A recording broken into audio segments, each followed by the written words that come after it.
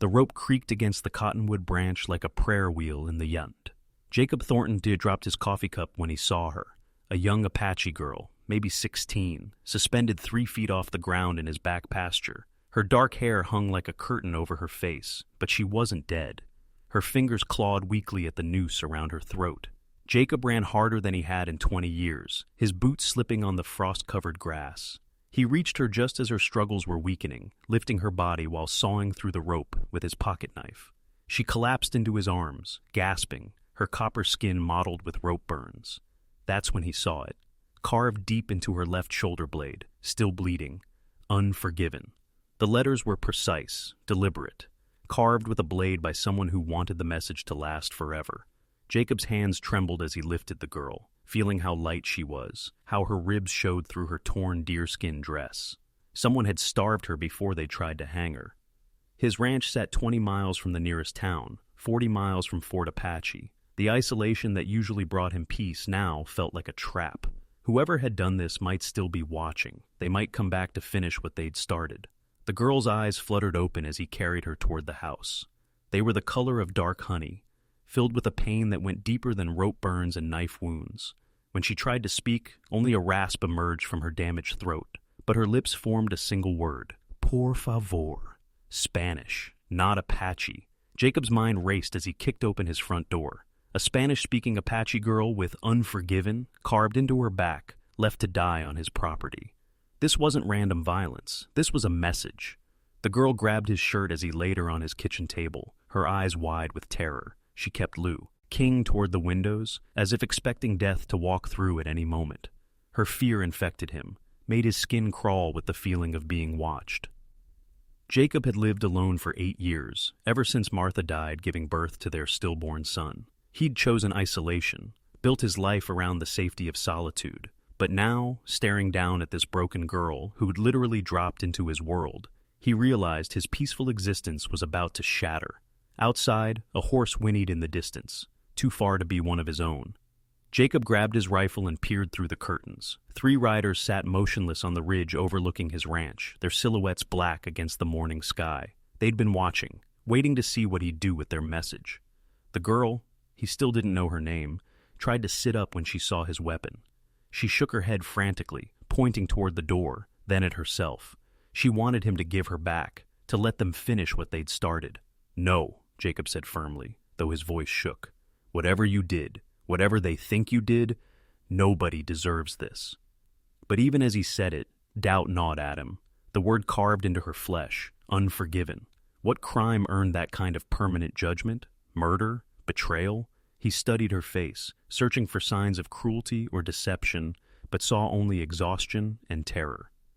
The riders began moving down the ridge. Jacob's nearest neighbor, Old Pete, lived 12 miles east. He could load the girl in his wagon, drive her to town, let Sheriff Williams sort it out. The smart thing, the safe thing. But the girl would never survive the journey in her condition, and those riders would intercept them long before they reached help. Or he could stand his ground. Protect a stranger whose story he didn't know, whose past might justify the violence carved into her skin. Risk everything, for someone who might be exactly what her tormentors claimed she was. The girl reached up and touched his face with trembling fingers. Her lips moved, and this time sound emerged, barely a whisper, but clear enough. Gracias por no dejarme. Thank you for not leaving me. That decided it. Jacob loaded his Winchester, checked his Colt, and barricaded the doors. If those riders wanted to finish their business, they'd have to go through him. He'd made his choice the moment he cut her down from that tree. There was no backing away now. The sound of approaching hoofbeats grew louder. 3 sets, moving at a deliberate pace. They weren't in a hurry. They knew he had nowhere to run. Jacob positioned himself at the front window, rifle ready. The girl crawled off the table and huddled in the corner, making herself as small as possible. She knew what was coming, had probably seen it before. Outside, a voice called out, "Thornton, we know you got her in there. Send out the Apache witch, and we'll let you live to see another sunrise." The voice belonged to Coleman Rivers. Jacob recognized the Texas drawl from their few encounters in town. Rivers ran cattle on the land south of Fort Apache, had a reputation for settling disputes with bullets rather than words. Behind him rode his two sons, both as mean-spirited as their father. "She murdered my nephew in cold blood," Rivers shouted. "Cut his throat while he slept. That marking on her back is justice, Thornton. Frontier justice." Jacob glanced at the girl huddled in the corner. Murder. The word hit him like a physical blow. Had he risked everything to protect a killer? The girl met his eyes and shook her head slowly, tears cutting tracks through the dirt on her cheeks. "I ain't giving up anyone without proof, Rivers," Jacob called back. "You want her, you'll have to take her." Rivers's laugh was cold as winter wind. "Proof! She was covered in Billy's blood when we found her. What more proof you need?" The girl struggled to her feet, stumbled to Jacob's side. Her damaged voice was barely audible. "No, es verdad. Not true." But doubt was a poison spreading through Jacob's veins. What if Rivers was right? What if he'd saved a murderer? The smart move would be to step aside, let frontier justice take its course. But looking at her, this broken, starving girl who could barely stand, he couldn't believe she'd killed anyone. "Your choice, Thornton," Rivers yelled. "Hand her over, or we burn you out." Through the window, Jacob saw one of Rivers' sons dismount and begin gathering dried brush. They meant it. They'd torch his house with both of them inside rather than ride away empty-handed. The girl grabbed Jacob's arm, whispered something in Spanish he didn't catch. Then she pointed to herself and shook her head. Pointed to a young man's scalp hanging from Rivers' saddle, fresh, bloody, with hair the color of wheat. Billy's scalp, his nephew's hair. But the girl was pointing at it and shaking her head, not claiming it as a trophy, denying it. She was trying to tell him something about that scalp, something important. Jacob squinted at the gruesome trophy. The hair was too light, too fine. Billy Rivers had been a full-grown man of 25, with coarse brown hair like his uncle's. The scalp hanging from Rivers' saddle belonged to someone younger, someone with hair like a child. The pieces clicked into place just as Rivers struck a match. "Wait!" Jacob shouted through the window. "The scalp on your saddle. That ain't from a grown man." Rivers' hand froze, the lit match halfway to the kindling. "What you talking about, Thornton?" "Look at it, Rivers. That hair's too fine, too light. Your nephew Billy had thick brown hair. I seen him in town. Whoever that scalp came from, it wasn't him." A long silence stretched between the house and the mounted men. Jacob watched. Rivers examined the bloody trophy with growing uncertainty. Behind him, the girl whispered urgently in Spanish, then switched to broken English. "Niño, little boy. They kill Niño. Blame me." The match burned down to Rivers' fingers. He cursed and dropped it, but the kindling didn't catch. His voice, when it came again, carried less conviction. "She could have killed Billy and taken the boy, too." "Or," Jacob called back, "someone else killed them both and left her to take the blame." The girl reached into the torn remnants of her dress and pulled out something small and shiny, a silver locket, tarnished but intact. She opened it with trembling fingers, revealing a tiny photograph inside. A young Mexican woman holding a small boy with fair hair. "Mi hermano," she whispered, "my brother." The boy in the photograph had the same fine, wheat-colored hair as the scalp hanging from Rivers' saddle. Jacob's blood turned to ice water. They hadn't just tried to hang an innocent girl. They had hanged the sister of one of their victims. "Rivers!" Jacob shouted. "She didn't kill your nephew. She was trying to save her little brother. Someone else did the killing, and you helped them cover it up." For the first time, doubt crept into Rivers' voice. That's impossible. We found her with Billy's blood on her hands." The girl struggled to form words around her damaged throat. "I find them dead. Try to help Hermano. Too late. Blood on hands from holding him." She'd arrived too late to save either victim.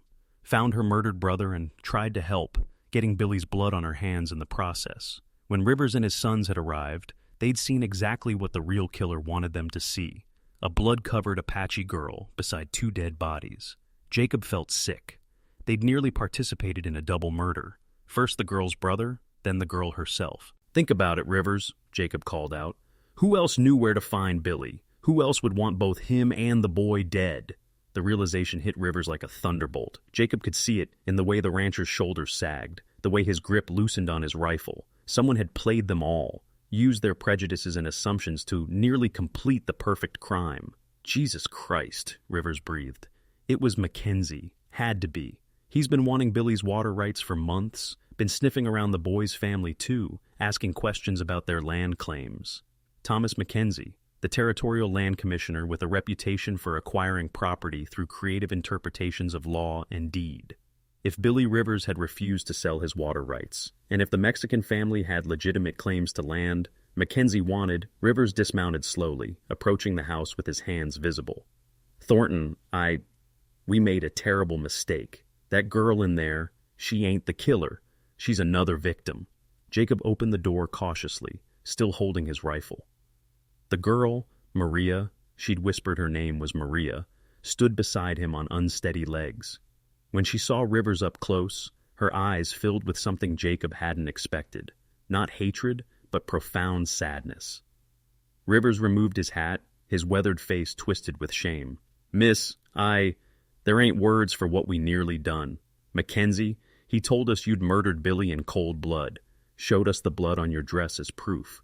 We never considered." Maria nodded slowly. In halting English, she said, "You love, nephew. I understand. Someone use love, make weapon." Her forgiveness hit Rivers harder than any accusation could have. The tough rancher's eyes filled with tears as he untied her brother's scalp from his saddle and gently placed it in her hands. "This belongs with you for proper burial." Over the following weeks, the truth emerged in full. Mackenzie had ambushed Billy Rivers at the Mexican family's homestead, killed the boy when he'd tried to intervene, then carved "Unforgiven" into Maria's back when she'd arrived searching for her missing brother. He'd strung her up and ridden straight to Rivers with a story about Apache raiders, knowing Rivers would form a posse and finish his dirty work. But Mackenzie hadn't counted on Jacob Thornton's stubborn decency, or on Maria's quiet strength. When the territorial marshal arrested him, evidence of a dozen similar land grabs came to light. The "Unforgiven," carved into Maria's flesh, became the key that unlocked his entire criminal empire. Maria stayed at Jacob's ranch through the winter, recovering from her wounds and helping him repair years of bachelor neglect. Her laughter gradually returned, filling the empty spaces in his house that had echoed with loneliness for too long. When spring came, she had a choice: return to her remaining family in Mexico, or stay in the territory that had tried to destroy her. She chose to stay. Years later, when their own children played in the cottonwood's shade, Jacob would remember that first morning, how close he'd come to choosing safety over justice. The tree where he'd found her still bore rope scars on its bark, a reminder that mercy and courage were often the same thing. And sometimes, in the golden light of evening, he'd catch Maria touching the faded scars on her shoulder blade, not with shame, but with something like pride. She'd transformed her tormentor's brand of "Unforgiven" into her own declaration of survival. The mark remained, but its meaning had changed forever. That's the end of today's story. If you found it interesting, leave a like and subscribe so you won't miss what's coming next.